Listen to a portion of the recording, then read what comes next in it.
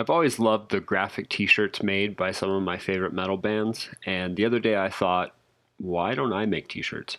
I don't know anything about making t-shirts, but I thought it would be a fun challenge if in 100 days I made 100 different t-shirt designs.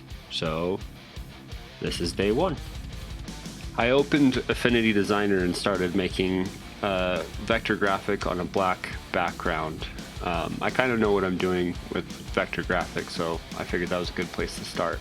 And since this is heavy metal inspired, I thought I'd make a coffin.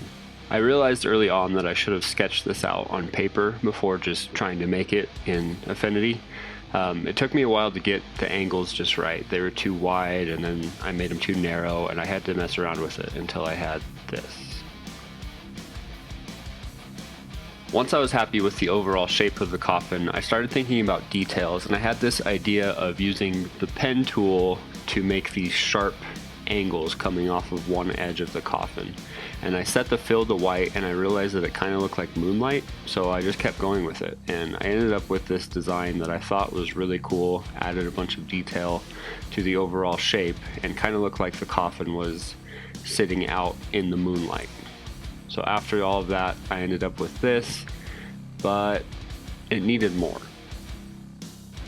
So I spent like the next 10 minutes adding more details, trying to make the angles look right, and I ended up with this, and that's good, but it still needed something more.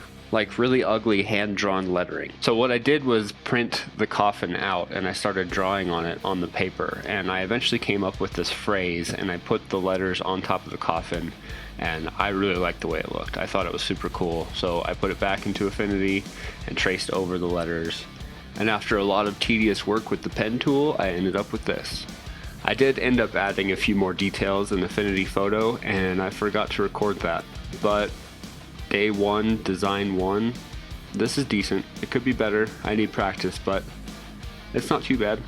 So I uploaded it to Redbubble because I wanted to see what it looked like on a t-shirt, and I need to learn how to size this better because it kind of lost quality. But I picked Redbubble because there's so many different things you can put it on, and it's just fun to see it on like long sleeve shirts, hoodies, tank tops, v-neck shirts, laptop skins, phone cases, wall art, wallets, prints, and like so many. Oh my god. It's perfect.